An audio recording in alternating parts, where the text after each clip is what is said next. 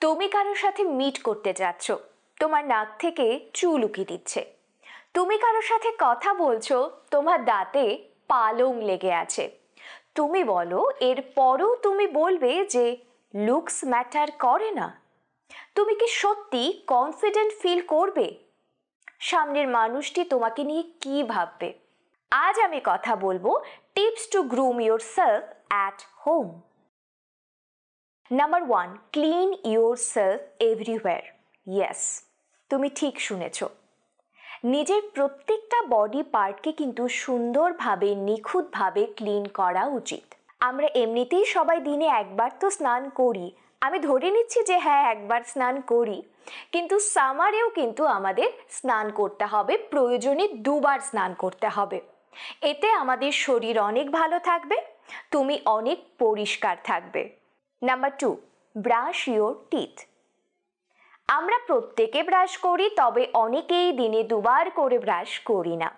ভীষণ জরুরি রাতে সমস্ত কিছু খাওয়ার পরে একবার ব্রাশ করে তারপর বেডে যাওয়া। যদি তুমি কারোর সঙ্গে দেখা করতে যাচ্ছ, তুমি ধরো লাঞ্চ করেছো বা কিছু খেয়েছো, অপশন থাকলে অবশ্যই ভালো করে ব্রাশ করে তারপর বের হও। এবং পকেটে এমন কিছু অবশ্যই রাখবে যেটা তোমার মুখের দুর্গন্ধটাকে আটকাবে।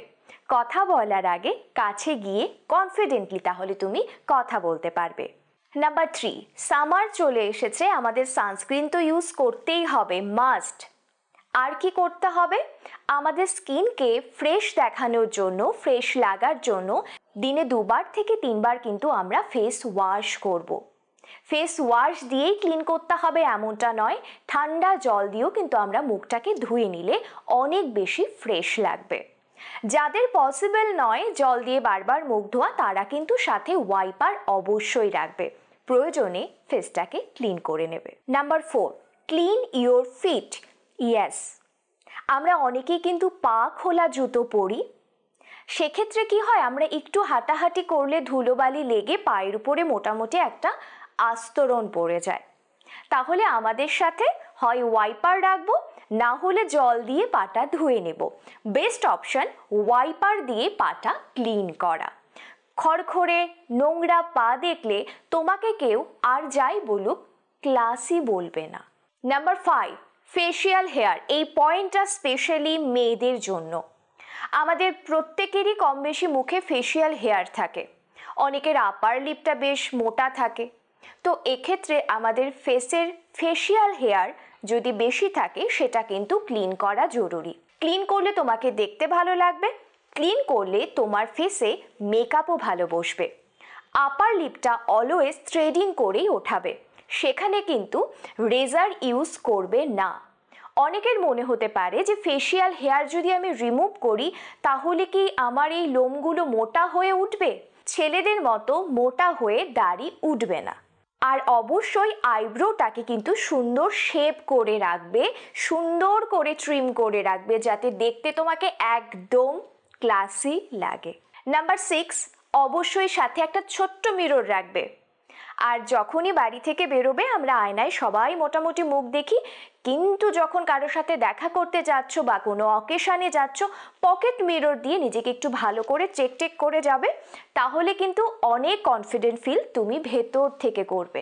নাম্বার 7, সামার আর ঘাম হবে না, আর ঘাম হলে দুর্গন্ধ হবে না, এটা হতেই পারে না। এখানে কিছু কনসেপ্ট ক্লিয়ার করার প্রয়োজন। ডিওড্রেন্ট আর পারফিউম কিন্তু আলাদা আলাদা হয়। পারফিউমটা আমরা কিন্তু পালসে ইউজ করব, এবং কোথায় ইউজ করব?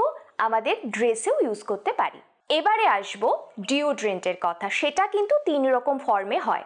একটা স্প্রে ফর্মে পাবে, একটা রোল অন ফর্মে পাবে, আরেকটা পাবে স্টিক ফর্মে। তোমার যেটা পছন্দ সেটা তুমি ইউজ করবে, যেটা কিন্তু ঘামের দুর্গন্ধটাকে আটকায়। আমরা ফ্রেশ অবস্থাতেই এটা ইউজ করব, ঘেমে গিয়ে সেটা ইউজ করলে বিদঘুটে একটা গন্ধ তৈরি হবে। এই জিনিসগুলো খেয়াল রেখেই নিজের পছন্দ মতো ডিওড্রেন্ট বা পারফিউম তুমি ইউজ করতে পারো। হেয়ার কেয়ার টিপস, পৃথিবীর বেস্ট টিপস হলো হেয়ারটাকে সুন্দর করে ক্লিন রাখা। সামারে 2-3 দিন পর পরই কিন্তু আমরা স্ক্যাল্পটাকে পরিষ্কার করব এবং শ্যাম্পু করব, যেটা মাস্ট। ধরো তেল ছাড়তে শুরু করেছে, চুল থেকে, স্ক্যাল্প থেকে, এটা বোঝার সঙ্গে সঙ্গেই কিন্তু শ্যাম্পুটা করে ফেলা উচিত। আর এখন কিন্তু ড্রাই শ্যাম্পু বাজারে চলে এসেছে, যেটা কিন্তু ইনস্ট্যান্ট ইউজের জন্য দারুণ। নাম্বার 9, কোথায় যাচ্ছ সেটা মনে রেখে ড্রেস আপ করো। বিয়ে বাড়িতে যাচ্ছ, স্কুলে যাচ্ছ, কলেজে যাচ্ছ, পার্টিতে যাচ্ছ, এটা হিসেব করেই ড্রেসটা পরা উচিত। সে positive sentence, I am confident, I am handsome or I am beautiful and you are ready to go. Yes, ভেতর থেকে কনফিডেন্ট ফিল করার জন্য কিন্তু এই ধরনের পজিটিভ কথা নিজেকে বলা ভীষণ জরুরি। আজ আমি তোমাদের সাথে কিছু গ্রুমিং টিপস শেয়ার করলাম। ভিডিওটা কেমন লাগলো আমাকে অবশ্যই কিন্তু কমেন্ট করে জানাবে। এর আগে অনেকগুলো গ্রুমিং টিপস আমি দিয়েছি, সেইগুলো কিন্তু তোমরা দেখতে পারো। তোমাদের সমস্যার কথা আমাকে কমেন্ট সেকশনে লিখে জানাতে পারো। আমি কথা দিচ্ছি প্রত্যেকের কমেন্টের রিপ্লাই আমি করব। প্রত্যেকে অনেক ভালো থেকো। টাটা।